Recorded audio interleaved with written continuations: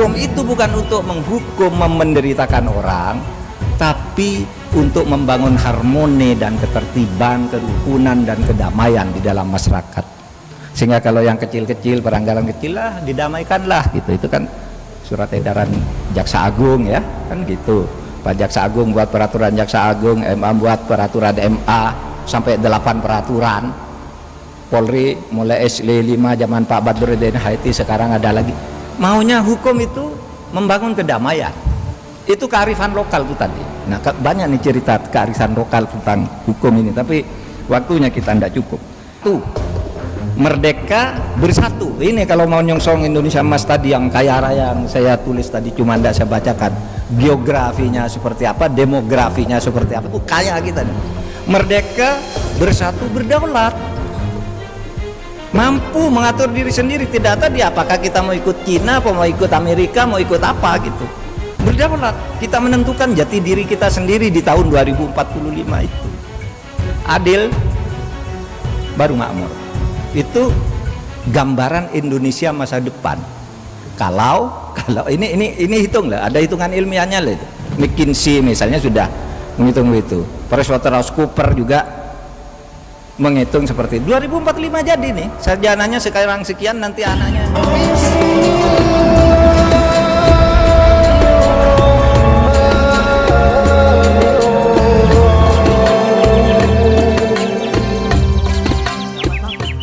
Saya selaku Ketua Komite Koordinasi Nasional Pencegahan dan Pemberantasan Tindak Pidana Pencucian Uang atau Komite TPPU baru saja memimpin pertemuan yang membahas penanganan transaksi keuangan mencurigakan dengan nilai agregat 344.502.987 atau lebih dari 349 triliun terkait Kementerian Keuangan.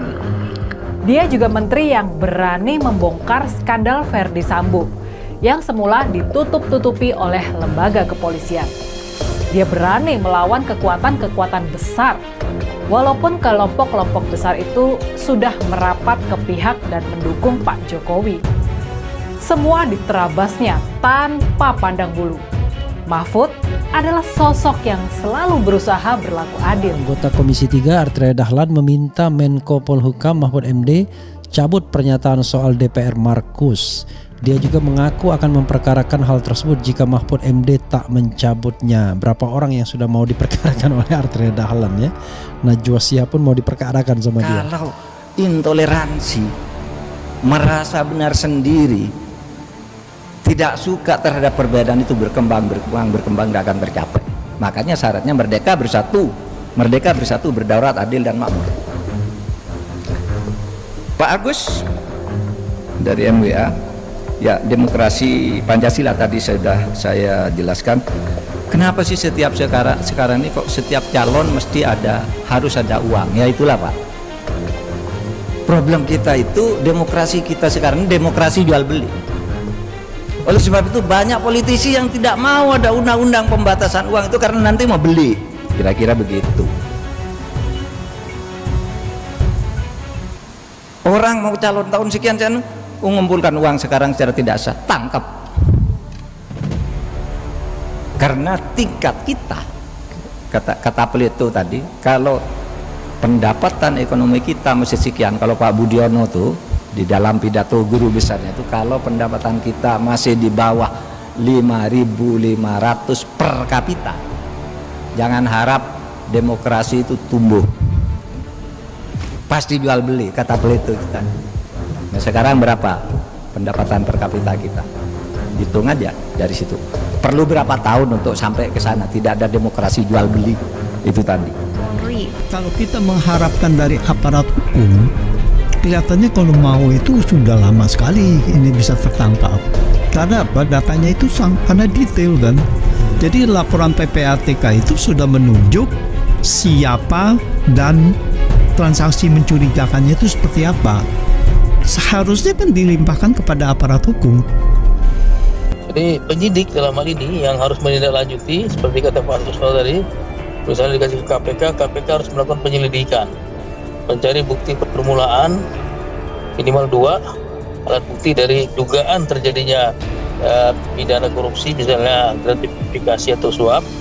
Kalau sudah ada 2 bukti permulaan yang sah, maka sudah ada tindak pidana, sudah ada calon pelakunya. Karena ini menyangkut pejabat negara, pegawai negeri sipil, dugaan kuat pastilah tindak pidana korupsi yang seperti disebut Pak Susno tadi. Kemungkinan yang lain itu sangat-sangat kecil sekali. Nah, mengenai cuci uang ya besar juga dugaannya.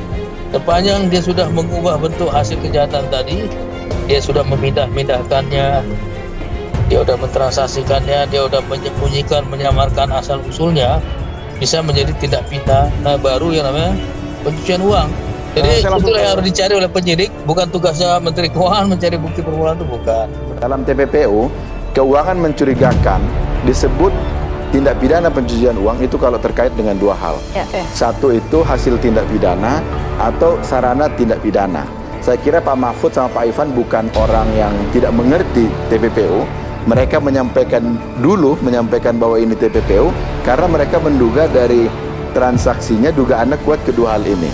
Nah, ini jadi aneh, di awal sudah diduga kuat bahwa ini TPPU, tapi kenapa ujungnya administratif? Jadi seharusnya gimana, Bang? Harusnya pidana juga.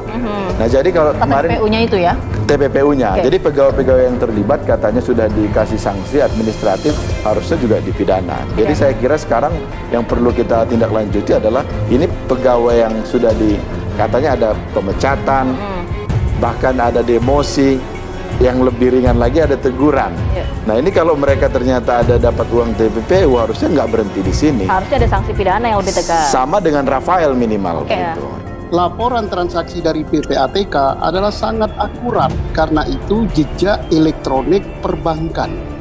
Sulit untuk dibantah, tinggal merubah informasi intelijen dari PPATK menjadi alat bukti. Nah, itu bagaimana caranya? Itu Pak Yunus Hussein sangat tahu, Bu Yenti Ganarsi sangat tahu, dan rekan-rekan penyidik sangat tahu. Jadi untuk hal ini, apalagi sekarang setelah diamandemen, KPK dan Jaksa Agung dapat juga menangani tindak pidana pencucian uang. Makanya mari kita bekerja membangun keadilan ini kan di berbagai tempat. Saya selalu mengatakan gini loh, Pak. Pak Irianto, apa konsep Bapak untuk mengubah negara ini? Oh, begini, oke. Sesudah dibawa ke DPR, kita harus ngomong begini. DPR-nya enggak mau. Gimana, Bapak? Misalnya, ini pemerintah itu kemarin saya lah resmi menyampaikan bagaimana kita sekarang buat undang-undang perampasan aset. Apa perlunya? Perlunya kalau orang diduga melakukan keuangan mencuri kekayaan negara, sebelum proses pengadilan ambil aja tuduh. Selama ini orang korupsi itu pakai koper, enggak bayar bank. Hakimnya di sini, koruptornya di sini, bawa tas yang sama, nanti tasnya ditukar. Ini di pesawat, kamu tas ini, kamu tas ini, yang satu isi uang, satu isi kertas kosong. Nanti pulangnya udah bawa uang, udah lewat bank, disimpan lagi tunai. Nah, sekarang perbelanjaan itu harus lewat bank. Tapi di Papua kita anggap mekanisme politiknya harus lewat DPR. DPR, wah ini belum perlu. Oh, ini tidak setuju dengan berbagai ini.